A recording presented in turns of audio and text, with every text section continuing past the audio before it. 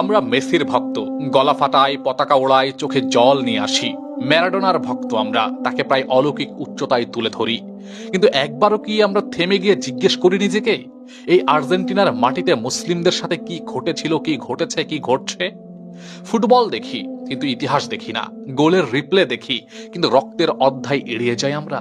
কয়েকশো বছর পেছনে যদি একটু তাকাই, স্পেনীয় উপনিবেশ, খ্রিস্টানাইজেশনের আগুন, ইনকুইজেশনের ছায়া, ল্যাতিন আমেরিকার বিস্তীর্ণ অঞ্চল, মুসলিম পরিচয় ছিল সেই সময় অপরাধ। সেই এলাকাগুলোতে নাম বদলাতে বাধ্য করা হয়েছিল, ইবাদতে নিষিদ্ধ করা হয়েছিল, মসজিদ নয় চার্চ গড়তে হয়েছে জোরপূর্বক। যারা মানেনি তাদের ইতিহাস থেকে নয়, জীবন থেকে মুছে ফেলা হয়েছিল। হাজার হাজার মুসলিমকে জোরপূর্বক ধর্মান্তরিত, নির্বাসিত, নিহত করা হয়। কিন্তু আজ সব ঢেকে গেছে জার্সির রঙে, গোলের উল্লাসে, রোমান্টিক ফুটবলের গল্পে।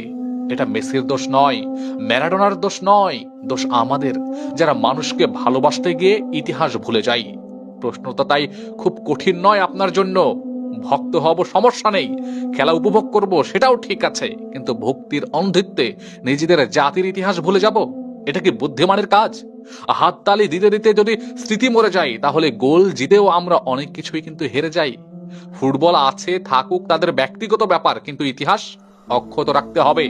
কারণ ইতিহাস না জানলে ভক্তি একসময় ভুল দিকেই নতজানি হয়।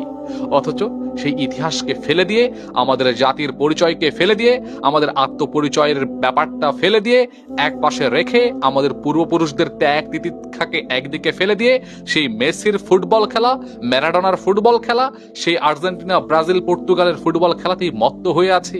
আমাদের মতো যুবকরা আজকে তাদেরকেই আদর্শ মনে করছি।